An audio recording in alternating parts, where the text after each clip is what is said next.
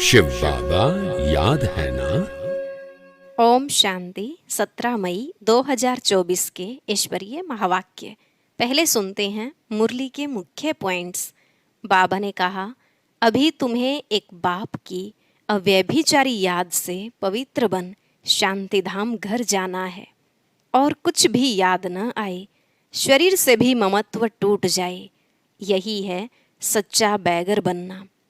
किसी भी बात में कभी मूंझना नहीं चाहिए।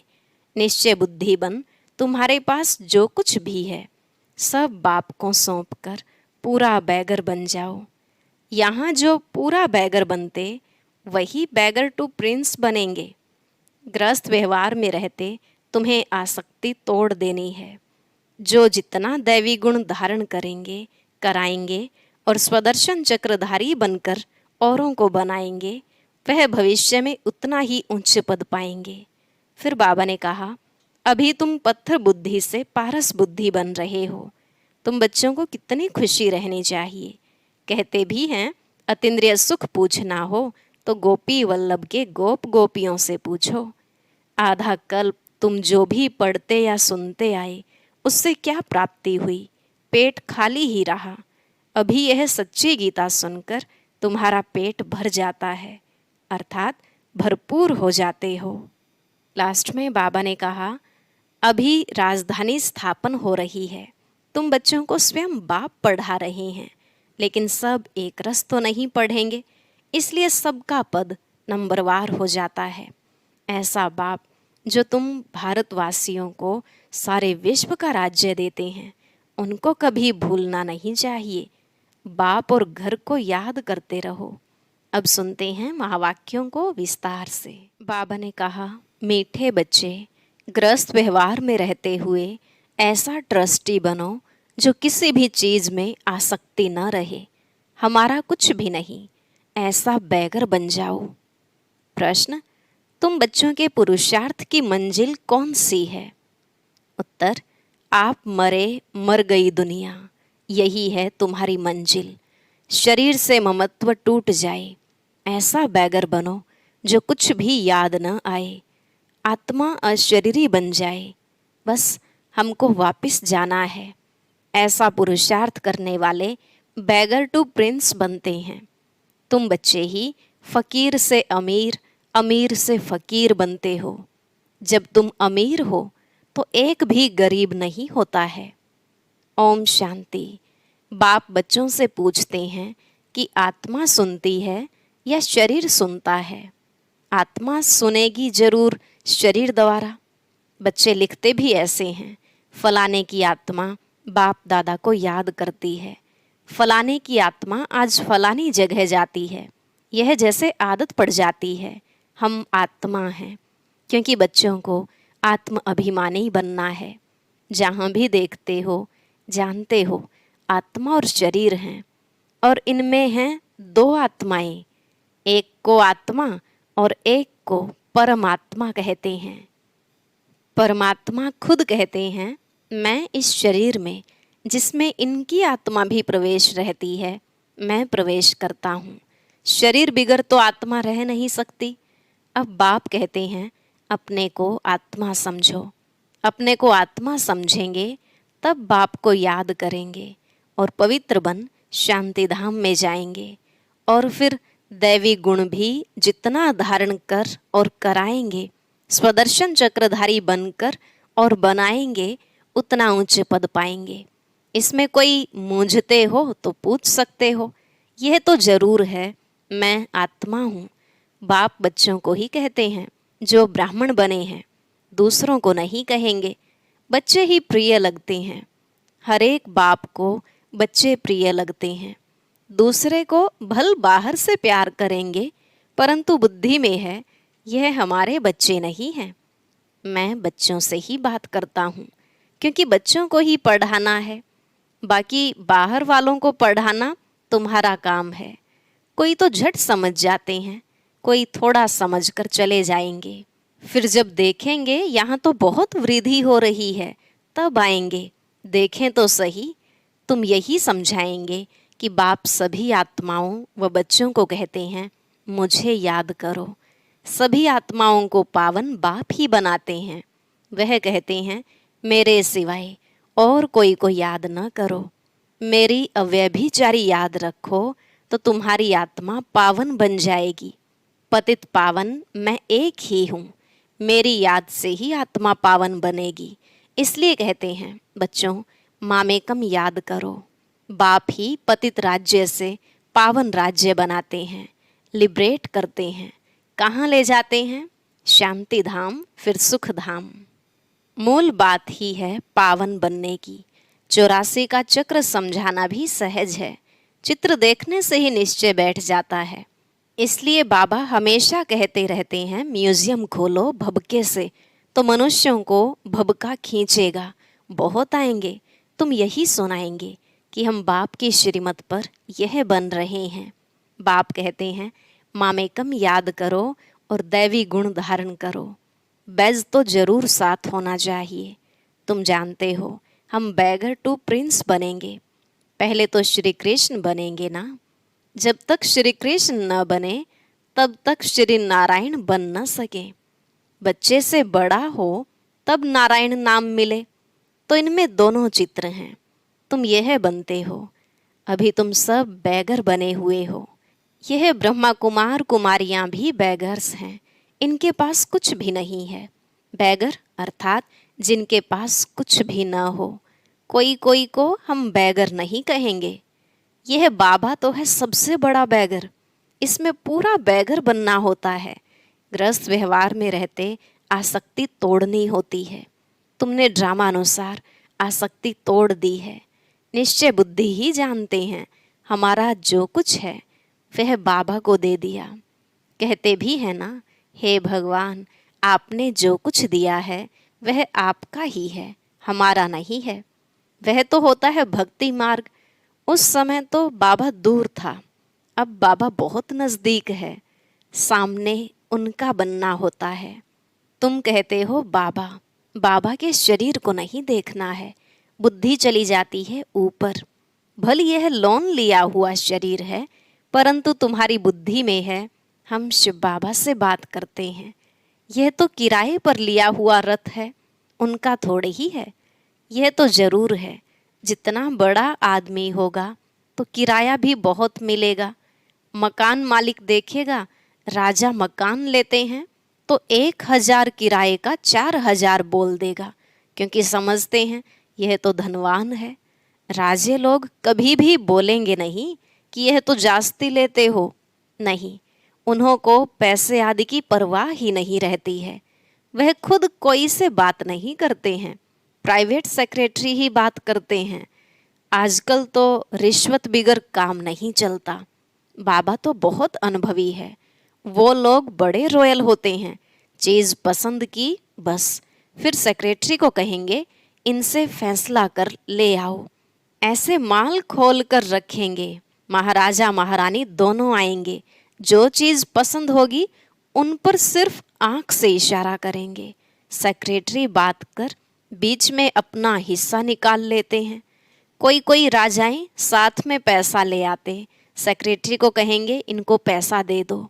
बाबा तो सबके कनेक्शन में आए हैं, जानते हैं कैसे कैसे उन्हों की एक्ट चलती है। जैसे राजाओं के पास खजांची रहते हैं, वैसे यहाँ भी शिव बाबा का खजांची है। यह तो ट्रस्टी है। बाबा का इनमें कोई मोह नहीं है। इसने अपने पैसे में ही मोह नहीं रखा, सब कुछ शिव बाबा को दे दिया, तो फिर शिव बाबा के धन में मोह कैसे रखेंगे। यह ट्रस्टी है। जिनके पास धन रहता है, आजकल तो गवर्नमेंट कितना जांच करती है। विलायत से आते हैं तो एकदम अच्छी रीति जांच करते हैं। अब तुम बच्चे जानते हो कैसे बैगर बनना है। कुछ भी याद न आए, आत्मा अशरीरी बन जाए, इस शरीर को भी अपना न समझे, हमारा कुछ भी न रहे। बाप समझाते हैं अपने को आत्मा समझो, अभी तुमको वापस जाना है। तुम जानते हो बैगर कैसे बनना होता है। शरीर से भी ममत्व टूट जाए, आप मुए मर गई दुनिया, यह मंजिल है। समझते हो बाबा ठीक कहते हैं, अब हमको वापस जाना है। शिव बाबा को तुम जो कुछ देते हो उसका फिर रिटर्न में दूसरे जन्म में मिल जाता है। इसलिए कहते हैं यह सब कुछ ईश्वर ने ही दिया है। आगे जन्म में ऐसा अच्छा कर्म किया है जिसका फल मिला है। शिव बाबा रखता किसका भी नहीं है। बड़े बड़े राजाएं जमींदार आदि होते हैं तो उनको नजराना भी देते हैं, फिर कोई नजराना लेते हैं कोई नहीं लेते। वहाँ तो तुम कुछ भी दान पुण्य नहीं करते हो, क्योंकि वहाँ तो सबके पास पैसे बहुत हैं। दान किसको करेंगे? गरीब तो वहाँ होते नहीं। तुम ही फकीर से अमीर और अमीर से फकीर बनते हो। कहते हैं ना, इनको तंदुरुस्ती बख्शो, कृपा करो, यह करो। आगे शुरू में भी शिव बाबा से ही मांगते थे, फिर व्यभिचारी बन गए हैं तो सबके आगे जाते रहते हैं। कहते हैं झोली भर दो। कितने पत्थर बुद्धि हैं। कहते भी हैं पत्थर बुद्धि से पारस बुद्धि बनाते हैं। तो तुम बच्चों को खुशी बहुत रहनी चाहिए। गायन भी है, अतीन्द्रिय सुख पूछना हो तो गोपी वल्लभ के गोप गोपियों से पूछो। किसको बहुत फायदा होता है तो बहुत खुशी होती है। तो तुम बच्चों को भी बहुत खुशी रहनी चाहिए। तुमको 100% खुशी थी, फिर घटती गई, अब तो कुछ भी नहीं है। पहले थी बेहद की बादशाही, फिर होती है हद की राजाई अल्पकाल के लिए। अब बिरला के पास कितनी ढेर मिल्कियत है, मंदिर बनाते हैं, उससे कुछ भी नहीं मिलता। गरीबों को थोड़े ही कुछ देते हैं। मंदिर बनाया जहाँ मनुष्य आकर माथा टेकेंगे। हाँ, गरीब को दान में देते हैं तो उसका रिटर्न में मिल सकता है। धर्मशाला बनाते हैं तो बहुत मनुष्य जाकर वहाँ विश्राम पाते हैं, तो दूसरे जन्म में अल्पकाल के लिए सुख मिल जाता है। कोई हॉस्पिटल बनाता है तो भी अल्पकाल के लिए सुख मिलता है, एक जन्म के लिए। तो बेहद का बाप बच्चों को बैठ समझाते हैं, इस पुरुषोत्तम संगम युग की बहुत महिमा है। तुम्हारी भी बहुत महिमा है जो तुम पुरुषोत्तम बनते हो। तुम ब्राह्मणों को ही भगवान आकर पढ़ाते हैं। वही ज्ञान का सागर है। इस सारे मनुष्य सृष्टि रूपी वृक्ष का बीज रूप है। सारे ड्रामा के आदि मध्य अंत का राज समझाते हैं। तुमसे पूछेंगे क्या तुमको पढ़ाते हैं? बोलो, क्या यह भूल गए हो गीता में भगवानुवाच है ना, मैं तुमको राजाओं का राजा बनाता हूँ। इसका अर्थ तुम अभी समझते हो। पतित राजाएं पावन राजाओं की पूजा करते हैं, इसलिए बाप कहते हैं तुमको राजाओं का राजा बनाता हूँ। यह लक्ष्मी नारायण स्वर्ग के मालिक थे ना। स्वर्ग के देवताओं को द्वापर कलयुग में सब नमन पूजन करते हैं। इन बातों को अभी तुम समझते हो। भक्त लोग कुछ भी समझते थोड़े ही हैं। वह तो सिर्फ शास्त्रों की कहानियाँ पढ़ते सुनते रहते हैं। बाप कहते हैं तुम जो गीता आधा कल्प से पढ़ते सुनते आए हो, उससे कुछ प्राप्ति हुई? पेट तो कुछ भी भरा नहीं, अभी तुम्हारा पेट भर रहा है। तुम जानते हो यह पार्ट एक ही बार चलता है। खुद भगवान कहते हैं मैं इस तन में प्रवेश करता हूँ। बाप इनके द्वारा बोलते हैं तो जरूर प्रवेश करेंगे। ऊपर से डायरेक्शन देंगे क्या? कहते हैं मैं सम्मुख आता हूँ, अभी तुम सुन रहे हो। यह ब्रह्मा भी कुछ नहीं जानते थे, अभी जानते जाते हैं। बाकी गंगा का पानी पावन करने वाला नहीं है, यह है ज्ञान की बात। तुम जानते हो बाप सम्मुख बैठे हैं, तुम्हारी बुद्धि अब ऊपर में नहीं जाएगी। यह है उनका रथ। इनको बाबा बूट भी कहते हैं, डिब्बी भी कहते हैं। इस डिब्बी में वह हीरा है, कितनी फर्स्ट क्लास चीज़ है। इनको तो रखना चाहिए सोने की डिब्बी में, गोल्डन एज्ड डिब्बी बनाते हैं। बाबा कहते हैं ना, धोबी के घर से गई छू। इनको कहते हैं छू मंत्र। छू मंत्र से सेकंड में जीवन मुक्ति, इसलिए उनको जादूगर भी कहते हैं। सेकंड में निश्चय हो जाता है हम यह बनेंगे। यह बातें अभी तुम प्रैक्टिकल में सुनते हो। पहले जब सत्यनारायण की कथा सुनते थे तो यह समझते थे क्या? उस समय तो कथा सुनते समय विलायत स्टीमर आदि याद रहता है, सत्यनारायण की कथा सुनकर फिर मुसाफिरी पर जाते थे। वह तो फिर लौट आते थे। बाप तो कहते हैं, तुमको फिर इस छीछी दुनिया में लौटना नहीं है। भारत अमर लोक, स्वर्ग, देवी देवताओं का राज्य था। यह लक्ष्मी नारायण विश्व के मालिक है ना। इनके राज्य में पवित्रता, सुख, शांति थी। दुनिया भी यह मांगती है, विश्व में शांति हो, सब मिलकर एक हो जाएं। अब इतने सब धर्म मिलकर एक कैसे होंगे? हर एक का धर्म अलग, फीचर्स अलग अलग, सब एक कैसे होंगे? वह तो है ही शांति धाम, सुख धाम। वहाँ एक धर्म, एक राज्य होता है। दूसरा कोई धर्म ही नहीं जो ताली बजे, उसको विश्व में शांति कहा जाता है। अभी तुम बच्चों को बाप पढ़ा रही हैं। यह भी जानते हो, सब बच्चे एक रस नहीं पढ़ते हैं, नंबरवार तो होते ही हैं। यह भी राजधानी स्थापन हो रही है। बच्चों को कितना समझदार बनाया जाता है। यह है ईश्वरीय यूनिवर्सिटी। भक्त लोग समझते नहीं। अनेक बार सुना भी है भगवानुवाच, क्योंकि गीता ही भारतवासियों का धर्म शास्त्र है। गीता की तो अपरमपार महिमा है। सर्वशास्त्रमयी शिरोमणि भगवत गीता है। शिरोमणि अर्थात श्रेष्ठ ते श्रेष्ठ पतित पावन सदगति दाता है ही एक भगवान, जो सभी आत्माओं का बाप है। भारतवासी अर्थ को समझते नहीं हैं। बेसमझी से सिर्फ कह देते हैं सब भाई भाई हैं। अभी तुमको बाप ने समझाया है, हम भाई भाई हैं, हम शांतिधाम के रहने वाले हैं। यहाँ पार्ट बजाते बजाते हम बाप को भी भूल जाते हैं तो घर को भी भूल जाते हैं। जो बाप भारत को सारे विश्व का राज्य देते हैं, उनको सब भूल जाते हैं। यह सब राज बाप ही समझाते हैं। अच्छा, मीठे मीठे सिकिलधे बच्चों प्रति माता पिता बाप दादा का याद प्यार और गुड मॉर्निंग। रूहानी बाप की रूहानी बच्चों को नमस्ते।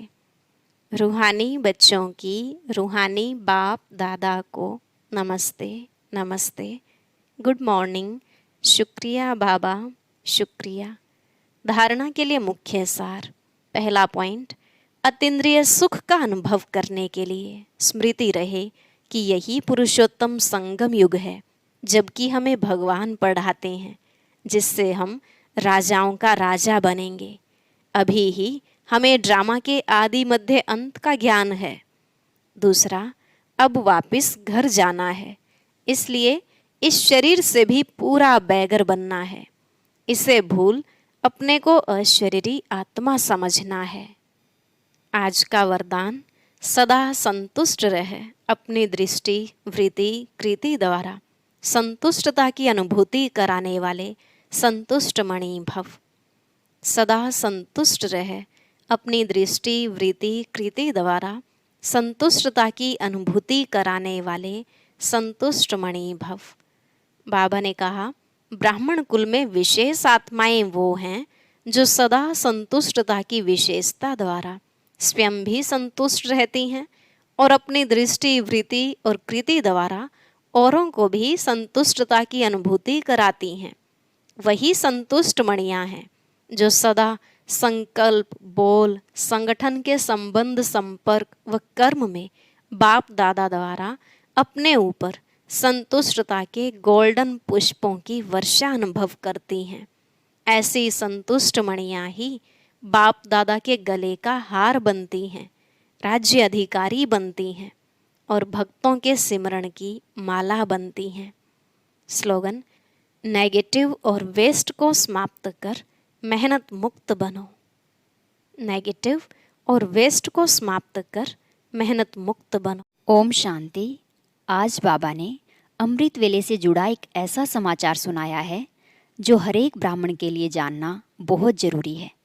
ये विशेष ज्ञान मोती सुनने के लिए ऊपर दिए गए बॉक्स पर क्लिक करें।